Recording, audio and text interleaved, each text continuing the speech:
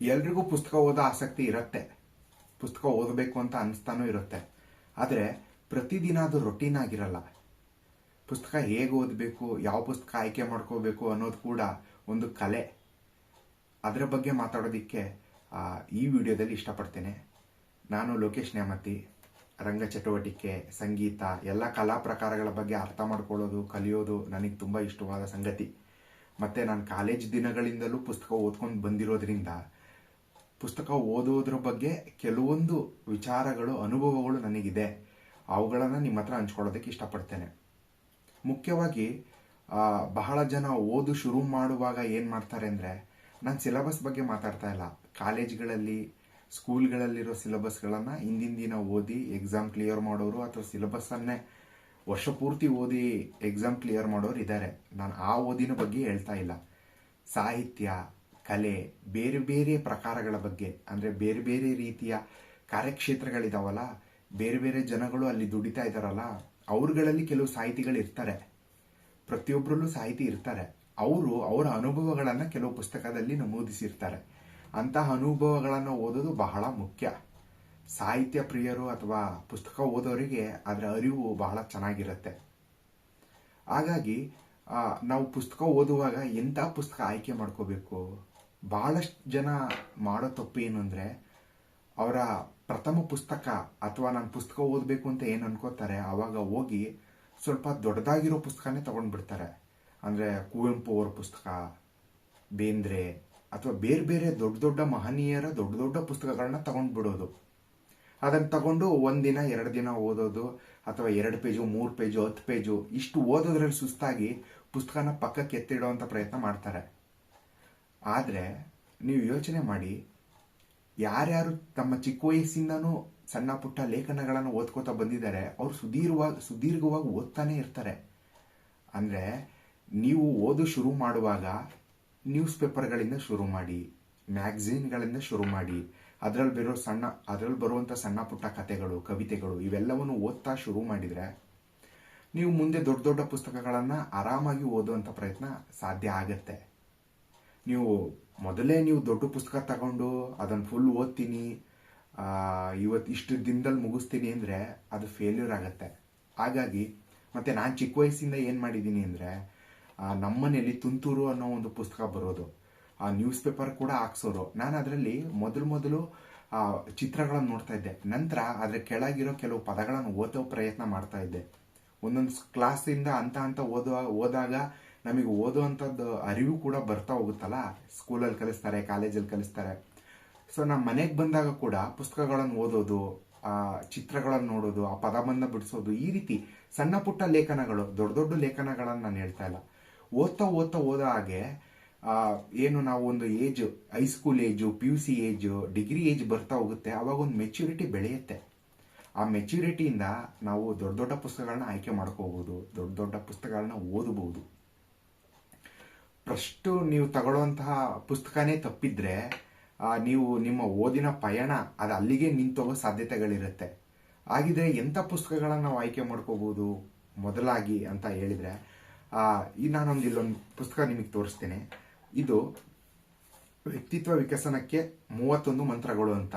ಅಂದರೆ character build ಮಾಡ್ಕೊಳ್ಳೋದಕ್ಕೆ ಏನು ಪುಸ್ತಕ ಇದಿದೆ.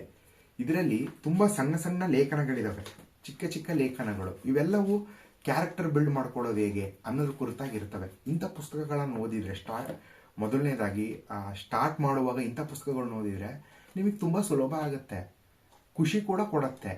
ಮತ್ತು ಕೆ ಸತ್ಯನಾರಾಯಣ ಅವರು ಬರೆದಿರೋ ಓದುವವರೆಲ್ಲ ಓದುಗರಲ್ಲ, ಈ ಪುಸ್ತಕ ಕೂಡ ಅಷ್ಟೇ. ಅಂದರೆ ಇದು ಹೇಗೆ ಓದಬೇಕು, ಏನು ಓದಬೇಕು, ಯಾವ ಪುಸ್ತಕ ಓದಬೇಕು ಅನ್ನೋದ್ರ ಬಗ್ಗೆ ಸುದೀರ್ಘವಾಗಿ ಬರೆದಿದ್ದಾರೆ. ಇಂಥ ಪುಸ್ತಕಗಳನ್ನ ಓದಿದಾಗ ನಿಮಗೆ ಓದಿನ ಕುರಿತಾಗಿ ಒಂದು ಬೇಸಿಕ್ ಅರ್ಥ ಆಗತ್ತೆ. ಆಗ ನಿಮ್ಮ ಓದಿನ ದಾರಿ ಕೂಡ ಸುಗಮ ಆಗತ್ತೆ. ನೀವು ಸ್ಟಾರ್ಟ್ ಮಾಡುವಾಗಲೇ ಹಳಗನ್ನಡ ಪದ್ಯಗಳನ್ನು, ಹಳೆಗನ್ನಡ ಗದ್ಯಗಳನ್ನು ಓದೋದು ತುಂಬ ಕಷ್ಟ ಆಗತ್ತೆ. ನಾನು ಹೇಳಿದ್ನಲ್ಲ, ತುಂಬ ಅತ್ಯುತ್ತಮ ಓದುಗ ಅತ್ಯುತ್ತಮ ಬರಹಗಾರ ಆಗ್ತಾನೆ. ಆದರೆ ಓದೋ ರೀತಿ ಕೂಡ ಬಹಳ ಮುಖ್ಯ. ಓದೋದು ಕೂಡ ಒಂದು ಕಲೆ. ಮೊದಲನೇದಾಗಿ ನೀವು ಯಾಕೆ ಓದ್ತೀರಾ ಅನ್ನೋದ್ರ ಬಗ್ಗೆ ಅರಿವು ನಿಮಗಿರಬೇಕು, ಮತ್ತು ಗುರಿ ಇರಬೇಕು. ಯಾಕಂದ್ರೆ ಇಷ್ಟೊಂದು ದೊಡ್ಡ ಸಾಗರದಂತಿರುವ ಈ ಪುಸ್ತಕ ಪ್ರಪಂಚದಲ್ಲಿ ನೀವು ಯಾವ ಪುಸ್ತಕ ಅಂತ ಓದ್ತೀರಾ? ಕನ್ನಡ, ಇಂಗ್ಲಿಷ್, ತಮಿಳು ಎಲ್ಲ ಭಾಷೆಯಲ್ಲೂ ಪುಸ್ತಕಗಳಿದ್ದಾವೆ. ಆದರೆ ನಿಮಗೊಂದು ಸ್ಪಷ್ಟ ಗುರಿ ಇರಬೇಕು. ಈಗ ನನಗೆ ನೋಡಿ ಸಿನಿಮಾ, ರಂಗಭೂಮಿ, ಕಲೆ ಇದರಲ್ಲಿ ಆಸಕ್ತಿ ಇರೋದ್ರಿಂದ ಇದ್ರ ಕುರಿತಾಗಿ ರಂಗಭೂಮಿಯಲ್ಲಿರೋ ವ್ಯಕ್ತಿ ಚರಿತ್ರೆಗಳು ಬಂದಿರೋದ್ರ ಬಗ್ಗೆ, ಸಿನಿಮಾಗಳ ಬಗ್ಗೆ, ಬೇರೆ ಬೇರೆ ರೀತಿಯ ಇದೇ ಗುರಿ ನಂದಿರುತ್ತೆ. ಆಲ್ಮೋಸ್ಟ್ ಈ ಸರೌಂಡಿಂಗಲ್ಲೇ ನಾನು ಪುಸ್ತಕಗಳನ್ನ ಓದ್ತಾ ಇರ್ತೀನಿ. ಹಾಗಾಗಿ ನನ್ನ ಗುರಿ ಎಡೆಗೆ ಏನಿದೆ ಆ ಪುಸ್ತಕಗಳನ್ನ ಓದ್ತಾ ಇರ್ತೀನಿ. ಕೆಲವೊಮ್ಮೆ ಸಾಹಿತ್ಯದ ಪುಸ್ತಕ ಓದುವಂಥ ಪ್ರಯತ್ನ ಮಾಡ್ತೀನಿ. ಕತೆ, ಕವನ, ಕಾದಂಬರಿ ಇವುಗಳನ್ನೆಲ್ಲ ಓದ್ತಾ ಇರ್ತೀನಿ. ಆದರೆ ಮೇನ್ ನಂದು ಮುಖ್ಯ ಗುರಿ ಏನಂದರೆ ಸಾಹಿತ್ಯ, ರಂಗಭೂಮಿ, ಸಿನಿಮಾ ಈ ಕುರಿತಾಗಿರುವಂಥ ಸಾಹಿತ್ಯಗಳನ್ನು ಓದೋದು ನಂದು ಮುಖ್ಯ ಗುರಿಯಾಗಿರುತ್ತೆ. ಆಗ ಅದಕ್ಕೊಂದು ಅರ್ಥ ಇರುತ್ತೆ. ಸುಮ್ಮನೆ ಸಿಕ್ಕ ಪುಸ್ತಕಗಳನ್ನೆಲ್ಲ ಓದೋದು, ಅದರಿಂದ ಭ್ರಮ ನಿರಸನ ಆಗೋದು, ಓದೋ ಪಯಣವೇ ನಿಂತೋಗೋದು, ಈ ರೀತಿಯೆಲ್ಲ ಸಮಸ್ಯೆ ಆಗುವಂಥದ್ದು ಇರುತ್ತೆ. ಮತ್ತು ಪುಸ್ತಕ ಓದೋದಕ್ಕೆ ಇಂಥದ್ದೇ ಜಾಗ ಬೇಕು, ಇಂಥದ್ದೇ ಸಮಯ ಬೇಕು ಅಂತ ಏನೂ ಇಲ್ಲ. ನಮ್ಮ ಮೆದುಳು ಶ್ರದ್ಧೆಯಿಂದ ಇರಬೇಕಷ್ಟೇ. ನಾವು ಒಂದೇ ಬಾರಿ ಎರಡೆರಡು ಕೆಲಸ ಮಾಡೋದಕ್ಕಾಗಲ್ಲ. ಕೆಲವ್ರು ಮಾಡ್ತಾರಲ್ಲ, ಕಾಲೇಜು ಎಕ್ಸಾಮ್ಗೆಲ್ಲ ಓದುವಾಗ ರೇಡಿಯೋ ಕೇಳ್ಕೊಂಡು ಓದ್ಕೊಳ್ಳೋದು, ಆ ರೇಡಿಯೋ ಕೇಳ್ಕೊತಾ ಇನ್ನೊಂದೇನೋ ಕೆಲಸ ಮಾಡೋದು. ಹಾಗೆ ಎರಡೆರಡು ಕೆಲಸ ಮಾಡಿದರೆ ನಿಮ್ಮ ಮೆದುಳು ಕನ್ಫ್ಯೂಸ್ ಆಗುತ್ತೆ. ಯಾವುದನ್ನು ಮಾಡೋದು, ಯಾವುದನ್ನು ಬಿಡೋದು ಎಲ್ಲ ಹರಿಬರಿ ಕೆಲಸ ಆಗುತ್ತೆ. ಹಾಗಾಗಿ ಓದುವಾಗ ಶ್ರದ್ಧೆಯಿಂದ ಪುಸ್ತಕ ಓದಬೇಕು. ನೀವು ಎಂಥ ಗಲಾಟೆ ಎಲ್ಲಾದರೂ ಓದ್ಬೋದು, ಆದರೆ ಆ ಓದಿನ ಅರಿವು, ಆ ಓದಿನ ಒಂದು ಇದು ಹಿಡಿತ ನಿಮಗೆ ಸಿಗಬೇಕಂದ್ರೆ ಓದ್ತಾ ಓದ್ತಾ ಇರಬೇಕು. ಪ್ರತಿದಿನ ಇಷ್ಟು ಓದ್ತೇನೆ, ಪ್ರತಿದಿನ ಇಷ್ಟು ಅರ್ಥ ಮಾಡ್ಕೋತೇನೆ ಅನ್ನೋದು ನಿಮಗೆ ಅರ್ಥ ಆದಾಗ ನೀವು ಪುಸ್ತಕಗಳ ಆಯ್ಕೆ ಕೂಡ ಅಷ್ಟು ಚೆನ್ನಾಗಿರುತ್ತೆ. ಮತ್ತು ಓದೋದು ಎಷ್ಟು ಮುಖ್ಯ ಅಂದರೆ, ಓದೋದ್ರಿಂದ ಒಬ್ಬ ವ್ಯಕ್ತಿ ತನ್ನ ಬದುಕಲ್ಲಿ ಸಾವಿರಾರು ಜೀವನ ಬದುಕ್ಬೋದು. ಯಾರು ಓದೋದಿಲ್ಲ ಒಂದೇ ಜೀವನ. ಯಾಕಂದರೆ ಪುಸ್ತಕದಲ್ಲಿ ಸಾವಿರಾರು ಜನಗಳು ಅವರ ಅನುಭವಗಳನ್ನು ಬರೆದಿರ್ತಾರೆ. ಅವುಗಳನ್ನೆಲ್ಲ ಓದೋದ್ರಿಂದ ಎಷ್ಟೋ ವಿಷಯಗಳು ನಾವು ಅನುಭವಿಸದೇ ಕೂಡ ಅದರ ಬಗ್ಗೆ ಅರಿವು ನಮಗಿರುತ್ತೆ. ಅದು ಬದುಕನ್ನು ಇನ್ನೂ ಸುಲಭ ಮಾಡುತ್ತೆ. ಮತ್ತು ಚರ್ಚೆ ಸಾಧ್ಯ ಆಗತ್ತೆ. ಈಗೆಲ್ಲ ಚರ್ಚೆ ಮಾಡೋದು ತುಂಬ ಕಷ್ಟ. ಯಾಕಂದರೆ ತಾವು ಅಂದ್ಕೊಂಡಿರೋದೇ ದೊಡ್ಡದು ಅಥವಾ ಅಂದ್ಕೊಂಡಿರೋದೇ ನಿಜ ಅಂತ ವಾದಿಸೋರೇ ಜಾಸ್ತಿ. ಅದು ಯಾಕೆ ಆಗ್ತಾ ಇದೆ ಅಂದರೆ ಪುಸ್ತಕದ ಓದು ಕಡಿಮೆ ಇದೆ.